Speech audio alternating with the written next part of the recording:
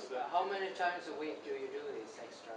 I do 3 days of fencing, and I do 3 days of at the gym doing exercises. 3 times a week. Yeah. You do extra strength training.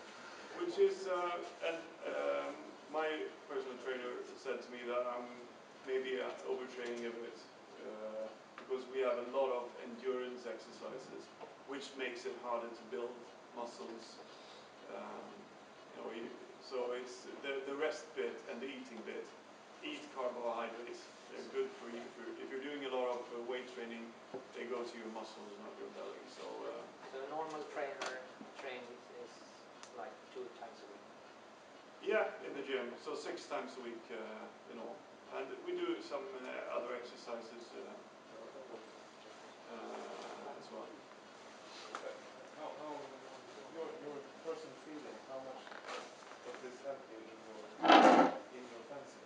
I've got a lot of young guys in my group, which is a horrible thing because they sort of gain on you. But I think I'm still, I'm managing to keep up with them. So that's a good thing. Status quo. I'm hoping for status quo. No, I feel that it does help me. But as I said, I'm still experimenting. So that's it's a good thing if there are more people experimenting. I'm sure there are, but we should share our ideas.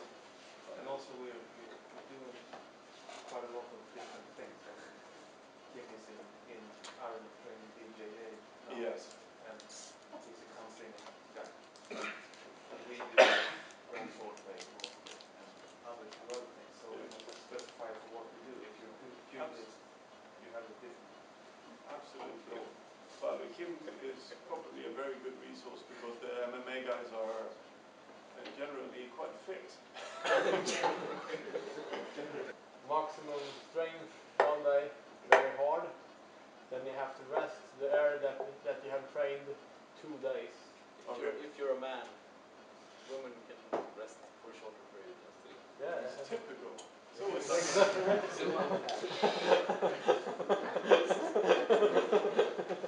Yeah, I've heard different things as well. I've heard. But that was many years ago. Yeah, I've heard yes, you should probably rest for quite long. Not train maximum strength. Definitely not 2 days in a row. Yeah. Oh, maybe 48 hours. But of course, if you're able to vary the muscle groups again, then it's just the muscle group that you train. That's area I mean. Yeah, exactly. You can train in another area maximum. And the thing that I haven't tried again is, for example, doing maximum strength one day, then doing explosive strength later that week. I haven't done that. I don't know how that works, or if it would work, or if there is something going on that would prevent it from being effective. Okay, so in terms of plyometrics, this sort of thing where you're throwing, throwing that heavy weight, as opposed to what is the effect? What's the difference in effect? Say, okay, in medieval Germany, they used to take an iron bar and they used to throw the iron bar. What's the distance? Because then this is historical. I mean, a lot of this shot put, right, is an example of a plyometric exercise, and they would do that. They would throw the stone. They take a big stone and they throw it. You can see this in the Talhofer manual from 1483.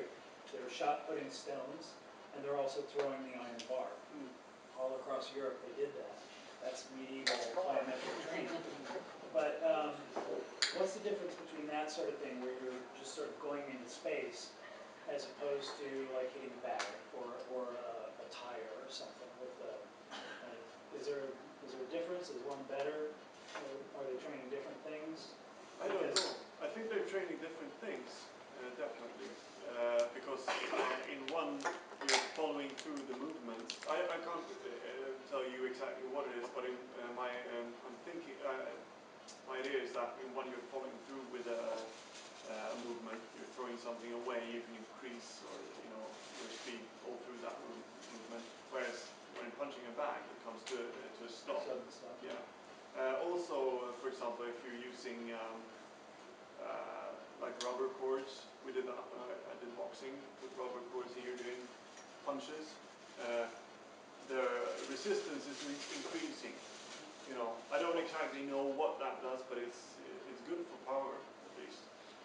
Punching power. So I think it probably does different things, but not necessarily different as in bad. Probably different kinds of good training. Is there anything in your researches that you concluded was really bad to do by stopping? Injuring myself is probably the one thing that's kept me from training the most. So that is the absolutely worst. Try to do. Also, that's one of the things with rest between repetitions. If you're doing maximum training, you're lifting very heavy weights and your muscles might fail. You're always on sort of the verge of having your muscles failing on you, as you're doing an exercise. So it's always good to have someone who's there to help you out. I forgot what I was going to say there, but yeah, it's good to have a lot of rest in between sets because that makes it easier for you to make proper repetitions and not to do crap repetitions, which is just a waste of time really. So Also important to speak to someone who knows how to do it.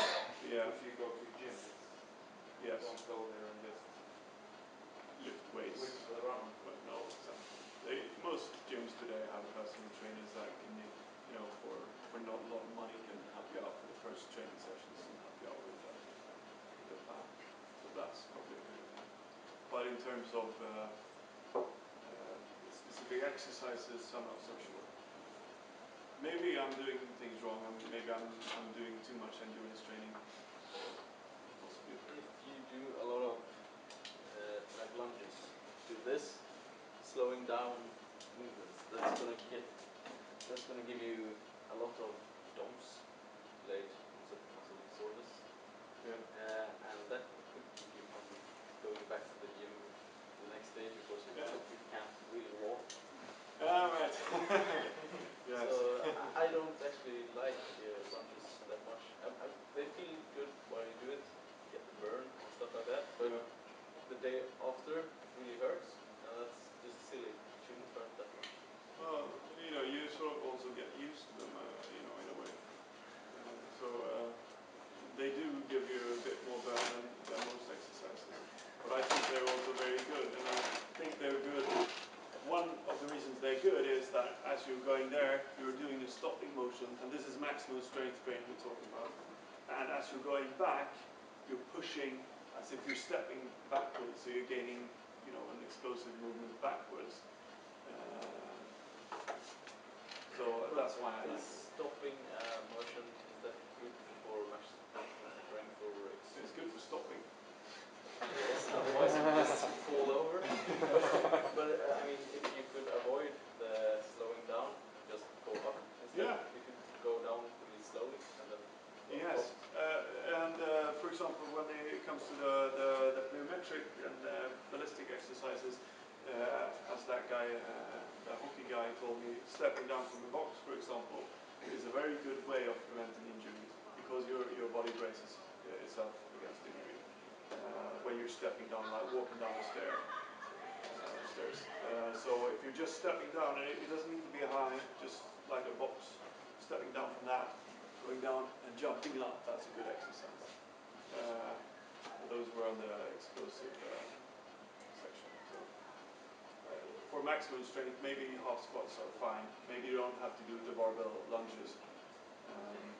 I like them, but you know, these are examples of exercises. There are a lot more. These are the ones I use.